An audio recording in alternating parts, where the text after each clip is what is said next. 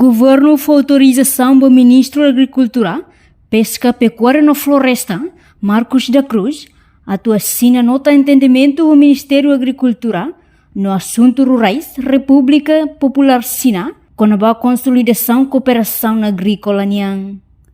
Quarta-feira, Lorne Ronaldo Racinghat, Fulan Julho, tinha reunião Ronaldo Racinghat, governo lihusi reunião Conselho Ministro, delibera onde for poder tomar o Ministro da Agricultura, Marcos da Cruz, assina nota de entendimento do Ministério da Agricultura no assunto rurais, República Popular China, com a consolidação da cooperação agrícola.